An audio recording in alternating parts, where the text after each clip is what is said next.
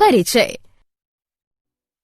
कोशिका सिद्धांत, कोशिका की संरचना तथा उसके कार्य क्षेत्रों, कोशिका के प्रकारों, पादप तथा जंतु कोशिका, पादप तथा जंतु कोशिकाओं की संरचना, प्रोकैरियोटिक कोशिकाओं तथा पादप तथा जंतु कोशिका में अंतर, प्रोकैरियोटिक तथा यूकैरियोटिक कोशिकाओं में अंतर के बारे में हम पहले ही चर्चा कर चुके हैं।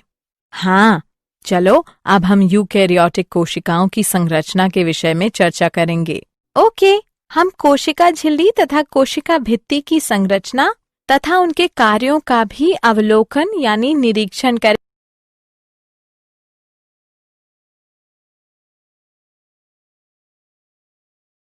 उद्देश्य। इस पाठ के अंत में आप निम्न करने में सक्षम हो जाएंगे: यूकैरियोटिक कोशिका के गुणों को जानना, कोशिका झिल्ली के गुणों को जानना, कोशिका झिल्ली के कार्यों को समझना, कोशिका भित्ति के गुणों को जानना, कोशिका भित्ति के कार्यों को समझना,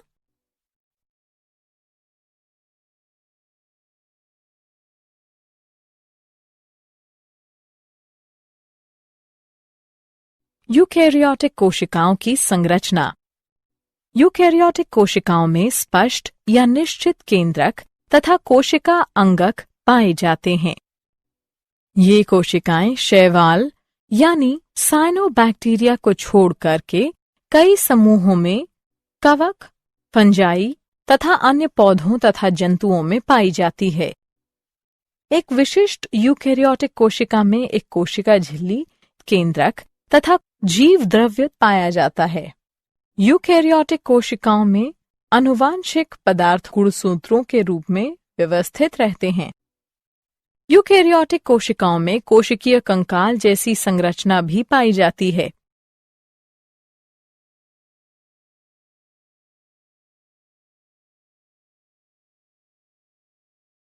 कोशिका झिल्ली के गुण।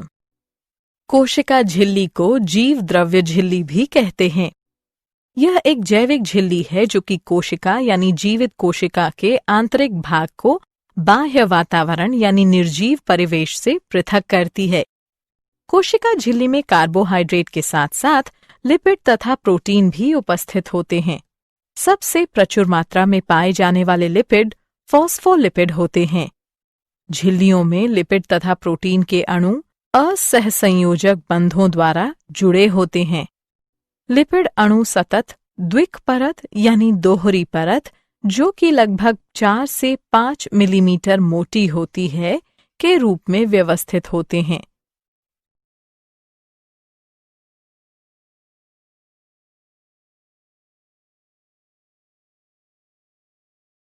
तरल किरमीर नमूना। तरल किरमीर नमूना जैविक झिल्लियों में फॉस्फोलिपिड तथा प्रोटीन के क्रम की व्याख्या करता है, जो कि 1972 में S.L. सिंगर तथा जी. निकोलसन ने प्रतिपादित किया था। जैव झिल्लियां 2 विमीय तरल द्रव्य के रूप में मानी जा सकती हैं, जहां सभी लिपिड तथा प्रोटीन अणु कम या अधिक आसानी से विसरित होते हैं। लिपिड झिल्ली के अंदर व्यवस्थित होते हैं, जिनका जल स्नेही ध्रुवीय सिरा बाहर की ओर व जल भीरू पुच्छ सिरा अंदर की ओर होता है। इससे सुनिश्चित होता है कि संतृप्त हाइड्रोकार्बन की बनी हुई अध्रुवीय पुच्छ जलीय वातावरण से सुरक्षित रहती है।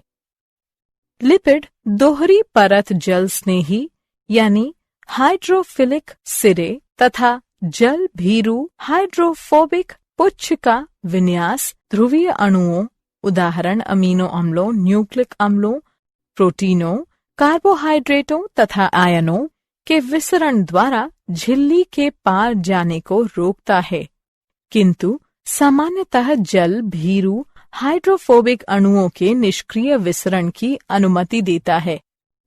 झिल्ली प्रोटीनों का एक समूह प्रत्येक झिल्ली से जुड़ा होता है, जो कि झिल्ली को उसकी विशिष्ट गतिविधियों को करने में सक्षम बनाता है। झिल्ली प्रोटीनों को 2 विस्तृत श्रेणियों यानी वर्गों में वर्गीकृत किया जा सकता है: अंगभूत यानी आंतरिक तथा परिधीय यानी बाह्य प्रोटीन। अंगभूत यानी आंतरिक झिल्ली प्रोटीनों में एक या दो खंड या भाग होते हैं जो कि फॉस्फोलिपिड में अंतः स्थापित गड़े हुए होते हैं। इनसे एक या अधिक वसा अम्ल की श्रृंखलाएं सहसंयोजक बंध के रूप में जुड़ी हुई होती हैं, जो कि झिल्ली में उन्हें एक लंगर यानी आश्रय के रूप में सहायता प्रदान करती हैं। परिधीय बाह्य झिल्ली प्रोटीन फॉस्फोलिपिड द्विक परत की जलरोधी हाइड्रोफोबिक मूल के साथ संपर्क नहीं बनाती है। इसके बजाय वे अंगभूत यानी आंतरिक झिल्ली प्रोटीनों के साथ अप्रत्यक्ष रूप से जुड़ी होती है। ये प्रोटीन झिल्ली से झिल्ली के कोशिक द्रव्य वाली तरफ विभिन्न तरीके से संपर्क स्थापित करती हैं। कुछ प्रोटीन साइटोपंजर यानी साइटोस्केलेटन से संयोजित होती हैं। झिल्ली के बाह्य तरफ कुछ झिल्ली प्रोटीन झिल्ली बाह्य कोशिकीय जालीदार मैट्रिक्स के तंतुओं से संयोजित होती हैं।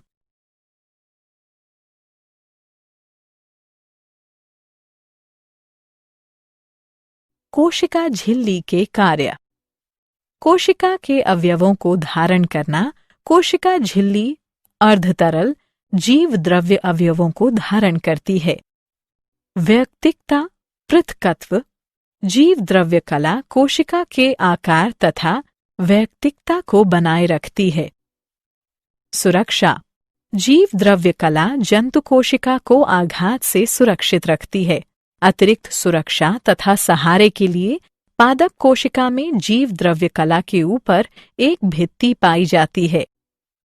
अंगक कोशिका झिल्ली अनेक उपकोशिकीय संरचनाओं या अंगकों जैसे केंद्रक, सूत्रकणिका, माइटोकॉन्ड्रिया, लवकों यानी प्लास्टिड्स, गोल्जी उपकरण, अंतद्रव्यी जालिका, सूक्ष्मकायों, माइक्रोबॉडीज आदि की सीमा निर्धारित करती है। कोशिका पहचान ग्लाइकोलिपिडों तथा ग्लाइकोप्रोटीनों की सहायता से कोशिका झिल्ली समान कोशिकाओं को असमान कोशिकाओं से बाहरी तत्व तथा ऊतकों को अन्य पदार्थों में अंतर करने में सक्षम होती है। कोशिका पहचान ऊतक निर्माण तथा सूक्ष्म जीवों से रक्षा करने में सहायक है। प्रतिजन कोशिका झिल्ली में प्रतिजन पाए जाते हैं जो कि रक्त समूह, प्रतिरक्षा प्रतिक्रिया, प्रत्यारोपण की स्वीकृति तथा अस्वीकृति को निर्धारित करते हैं। कोशिका संधि जंक्शन ये जंतु कोशिकाओं को एक साथ रखने में सहायक है। आच्छद आवरण जीव द्रव्य झिल्ली पक्षमाभ तथा कशाभ के चारों तरफ आच्छद यानी आवरण बनाती है।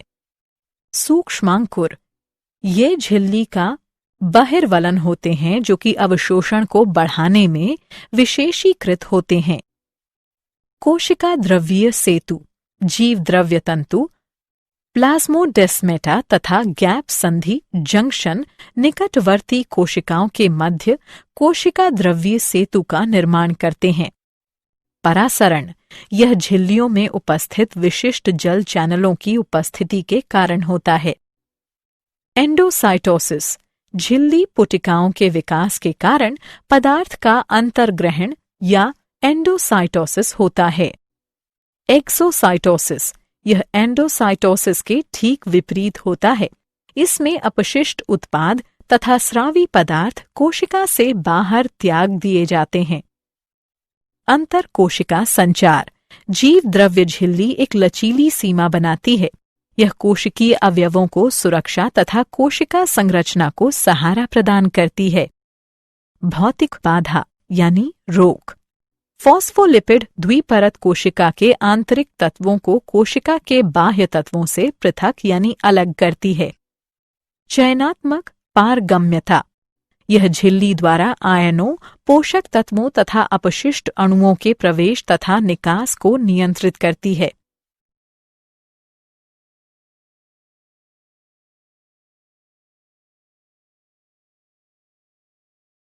कोशिका भित्ति की संरचना कोशिका भित्ति सख्त यानी कठोर तथा प्रायः लचीली होती है, लेकिन कभी कभी कुछ प्रकार की कोशिकाओं के चारों तरफ यह एक उभरी हुई परत बनाती है। यह कोशिका झिल्ली के बाह्य यानी बाहरी तरफ स्थित होती है तथा इन कोशिकाओं को संरचनात्मक सहारा तथा सुरक्षा प्रदान करती है। यह निस्यंदन यंत्र के रूप में भी कार्य करती है। यह पौधों, जीवाणुओं, कवक यानी फंजाई, शैवाल, कुछ जंतुओं तथा प्रोटोजोआ में पाई जाती है। कोशिका भित्ति का मुख्य संरचनात्मक घटक सेलुलोज होता है, जो कि हजारों शर्करा की इकाइयों की एक श्रृंखला है। सेलुलोज के साथ साथ कोशिका भित्ति में pectin, hemicellulose, lignin, suberin, cutin, protein, वसा इत्यादि भी पाए जा सकते हैं। प्रधान पोषक तत्व मुख्यतः जल तथा कार्बन डाइऑक्साइड कोशिका भित्ति से पूरे पौधे में एपोप्लास्टिक प्रवाह में वितरित होते हैं।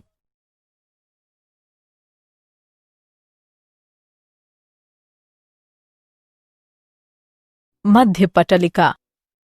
पादप कोशिका भित्ति को 3 क्षेत्रों में विभक्त किया जा सकता है। मध्य पटलिका, प्राथमिक भित्ति, द्वितीयक भित्ति, तृतीयक भित्ति। कोशिका भित्ति की सबसे बाह्य परत या अंतरकोशिक संरचना, जो 2 निकटवर्ती पादप कोशिकाओं की भित्तियों को पृथक यानी अलग करती है, उसे मध्य पटलिका कहते हैं। पेक्टिन मध्य पटलिका में बहुतायत रूप से पाई जाती है। पेक्टिन की आधारीय रासायनिक इकाई कार्बोहाइड्रेट तथा गैलेक्टोयूरेनिक अम्ल होती है, जो कि कैल्शियम तथा मैग्नीशियम के साथ लवण का निर्माण करने में सक्षम है। मध्य पटलिका मुख्यतः कैल्शियम पैक्टेट से बनी होती है।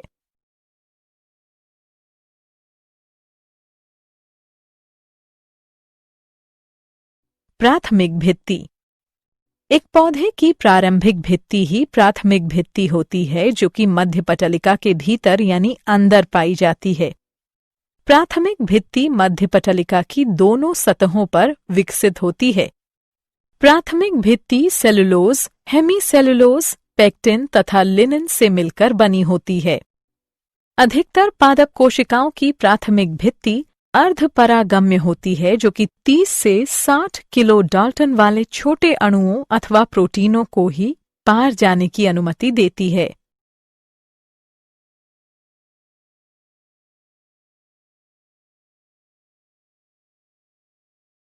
द्वितीयक भित्ति। द्वितीयक भित्ति प्राथमिक भित्ति के ऊपर पाई जाती है, जो कि मोटी, कठोर, पारगम्य होती है। यह जीव द्रव्य झिल्ली या तृतीयक भित्ति के समीप स्थित होती है तथा मुख्यतः सेलुलोज, हेमीसेलुलोज, जाइलिन, लिग्निन आदि से मिलकर बनी होती है। कुछ कोशिकाओं में द्वितीयक भित्ति लिग्निन के साथ मिश्रित होकर काष्ठ यानी लकड़ी का निर्माण करती है। लिग्निन एरोमेटिक यौगिक का एक जटिल बहुलक यानी पॉलीमर तथा काष्ठीय ऊतकों का मुख्य घटक है। कुछ कोशिकाओं में द्वितीयक भित्ति सुबेरिन के साथ मिश्रित होकर कॉर्क का निर्माण करती है तथा इसे जल के प्रति अगम्य बनाती है।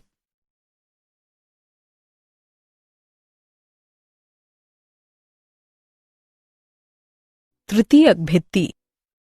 वाहिनिकाओं में तृतीयक भित्ति द्वितीयक भित्ति के नीचे स्थित होती है। तृतीयक भित्ति एक विशेष जाइलिन युक्त भित्ति परत है, जो कि कुछ जिम्नोस्पर्म की तन्य काष्ठ में द्वितीयक भित्ति के अंदर जमाव से निर्मित होती है। तृतीयक भित्ति रासायनिक तथा रंजन दोनों द्वारा विभेदित होती है।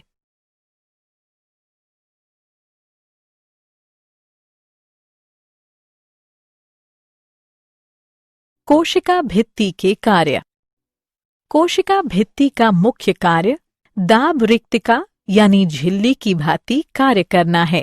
जब जल कोशिका में प्रवेश करता है तो यह अधिक फैलाव यानी विस्तार को रोकती है। चयनात्मक पारगम्यता।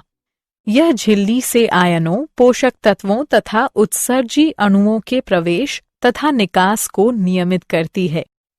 यह पादप कोशिका की आकृति को निर्धारित करती है तथा कोशिकाओं के शुष्कीकरण को भी रोकती है। जीव द्रव्य तंतु संयोजन कोशिकाओं के मध्य पदार्थों के गमन में सहायता करते हैं। जीव द्रव्य तंतु द्वारा जुड़ी हुई कोशिकाएं एक तंत्र सिम्प्लास्ट का निर्माण करती हैं। कोशिका भित्ति पादप कोशिका को फूलने यानी सूजने की अनुमति देती है। जैसे ही परासरण द्वारा जल रिक्तिका यानी झिल्ली में प्रवेश करता है, पादप कोशिका फैल जाती है। कोशिका भित्ति इतनी मजबूत यानी दृढ़ होनी चाहिए कि वह इस विस्तार को नियमन करती हो तथा कोशिका को सूजने या फूलने से बचाती हो। पुराने कोशिका भित्ति कणों के ऊपर नए कणों का जुड़ना अभिस्थापन कहलाता है। यह कोशिका को सहारा देने के लिए यांत्रिक शक्ति प्रदान करता है। सेलुलोज सूक्ष्म तंतु बहुत मजबूत होते हैं। ऊतकों जैसे जाइलम में लिग्निन के जुड़ने से मजबूती को बढ़ाया जा सकता है। कोशिकाओं जैसे कोलेनकाइमा में कोशिका भित्ति में यांत्रिक शक्ति को बढ़ाने के लिए अतिरिक्त ग्लूकोज जुड़ जाता है। कोशिका भित्ति में छोटे छिद्र, जिन्हें गर्त कहा जाता है, पाए जाते हैं, जिनसे जीव द्रव्य तंतु पार निकलने में सक्षम होते हैं। ये अंतराकोशिक संयोजन जीवित कोशिका अवयवों के मध्य पदार्थों के आदान प्रदान की अनुमति देते हैं।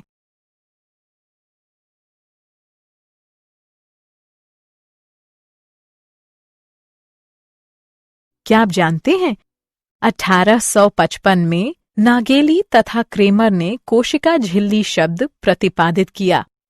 1931 में J.Q. प्लोव ने कोशिका झिल्ली को जीव द्रव्य झिल्ली कहा। 1935 में डैनियल तथा डावसन ने जीव द्रव्य झिल्ली का सैंडविच मॉडल प्रस्तावित किया था, जिसके अनुसार जीव द्रव्य झिल्ली प्रोटीन लिपिड द्विपरत प्रोटीन सैंडविच है। 1959 में जे. डेविड रॉबर्टसन ने सभी जैव झिल्लियों को इकाई झिल्लियां कहा था।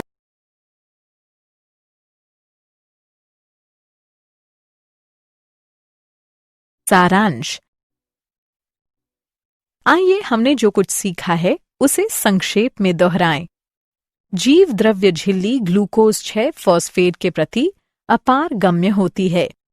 झिल्ली में उपस्थित कार्बोहाइड्रेट प्रायः शाखित ओलिगोसैकेराइड होते हैं, जिनमें 15 से कम शर्करा इकाइयां पाई जाती हैं।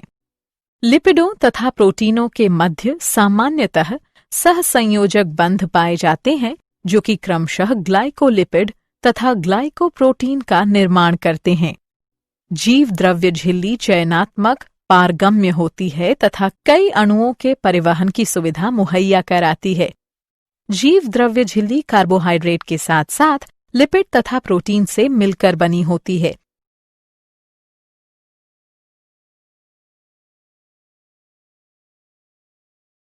लिपिड झिल्ली के अंदर व्यवस्थित होते हैं, जिनका जल स्नेही ध्रुवीय सिरा बाहर की ओर व जल भीरू पुच्छ सिरा अंदर की ओर होता है। इससे सुनिश्चित होता है कि संतृप्त हाइड्रोकार्बन की बनी हुई अध्रुवीय पुच्छ जलीय वातावरण से सुरक्षित रहती है।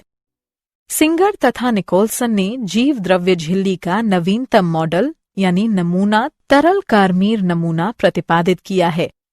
तरल कार्मीर नमूने के अनुसार जीव द्रव्य झिल्ली फॉस्फोलिपिड अंगभूत यानी आंतरिक प्रोटीन तथा परिधीय यानी बाह्य प्रोटीन से मिलकर बना होता है। प्रोलीन कोशिका झिल्ली का घटक नहीं है। जीव द्रव्य झिल्ली परासरण नियमन में सहायता करती है।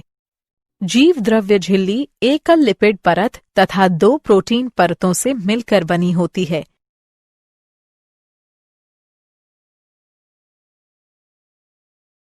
कोशिका झिल्ली में प्रोटीन P तथा लिपिड L का सही क्रम PLLP होता है। जीव द्रव्य झिल्ली में लिपिड अणु समानांतर व्यवस्थित होते हैं। ग्लाइकोलिपिडों तथा ग्लाइकोप्रोटीनों की सहायता से कोशिका झिल्ली समान कोशिकाओं को असमान कोशिकाओं से बाहरी तत्व तथा ऊतकों के अन्य पदार्थों में अंतर करने में सक्षम होती है। डेस्मोसोम द्वारा 2 जंतु कोशिकाएं एक दूसरे से जुड़ी होती हैं। कोशिका का भक्षण करना कोशिका भक्षण यानी फैगोसाइटोसिस कहलाता है। जीव द्रव्य झिल्ली पर ग्राही उपस्थित होते हैं, जो कि संदेशों या सिग्नलों की पहचान तथा प्रतिक्रिया करते हैं। जीव द्रव्य झिल्ली एक लचीली सीमा बनाती है। यह कोशिकीय अवयवों को सुरक्षा तथा कोशिकीय संरचना को सहारा प्रदान करती है। फॉस्फोलिपिड द्विपरत कोशिका के भीतर तथा बाहर के तत्वों को पृथक करती है।